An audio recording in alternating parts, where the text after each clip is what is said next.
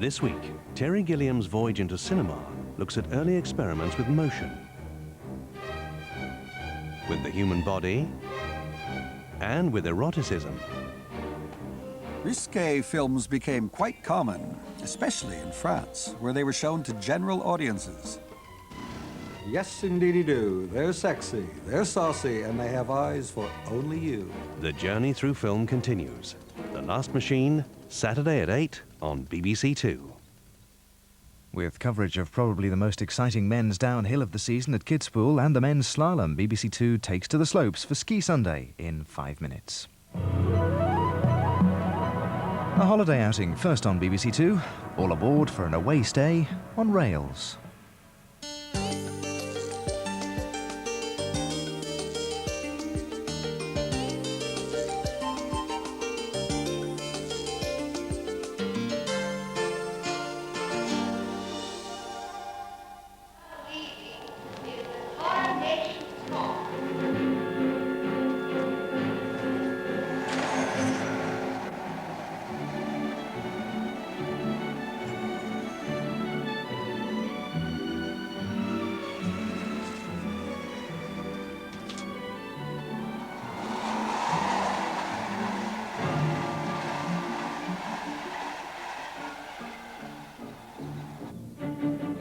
In the countryside, just outside York and smack bang on the London to Edinburgh main line, is a unique hotel fashioned from wonderful old railway carriages.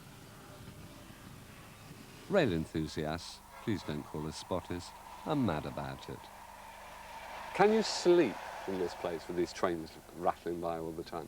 It takes a little bit of getting used to, the trains trundling by, particularly when the heavy freights move, because if 2,000 tonnes of coal passing by at 60 miles an hour rattles the earth. We were sitting in bed the first night we were here reading as a coal train came past, and she turned to me and said, "Did the earth move for you?" Did it? It trundled a little bit. The Sidings is the inspiration of Bert Gemmell. When we built this, we decided to have something quite unique, so we turned room 8 into a 4-poster honeymoon suite, and this you see here is our 4-poster. Something odd about wanting to spend your honeymoon with trains rattling by. Well, yes, but the first honeymoon couple we had here, he spent all of the first night with his head out the window, photographing every train that went past. Whole of the night? The whole of the night. And she was not very happy about that, but he made up for it on the second night. How do you know he made up for it on the second night? Well, it was just the smile across their faces that told the story. It's mostly the men who gather on the observation platform, jotting down numbers and declaring love and affection for the 130 trains that hurtle by every day. 56 on the parade. 56. Partners tend to pop into York or go for long walks in the country.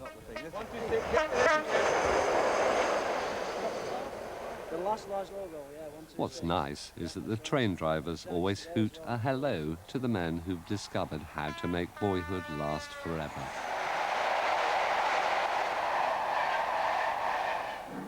Now, at the risk of upsetting Clement Freud, who helps out with British Rail sarnies, I must say that the food here is far superior to anything I've ever had served on a train. The ambience is nostalgic. There are tapes of old steam engines hissing away, and the sensation is the same as travelling on a train without any of the hassle. And you get to meet fascinating folk like Sid and Barbara from Cumbria. Have you got friends who can't understand why you're so keen on Yeah. this? I think a lot of them do, don't they? Yeah, I get a lot of stick from work. What Oh, the old fellas going off chasing choo-choos again. What do you do? I'm a community policeman, 28 years service. People think, oh, unless you're going to take numbers for them. Yeah, I think one of the other things is that as a child and a young man, the steam train was permanent. They were going to be here forever. And sadly they're not. So they perhaps haven't had, excuse me.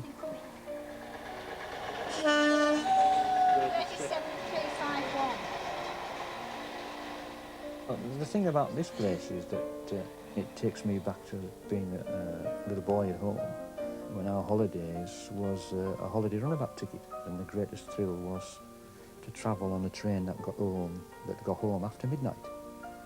And there was the clickety-clack and that nice sleepy sensation. And I can still imagine that as they're going past lying here in these carriages. So I can go to sleep. And if you cast your mind back to your youth, and I'm sure there were steam trains around you, you could probably get a good night's sleep.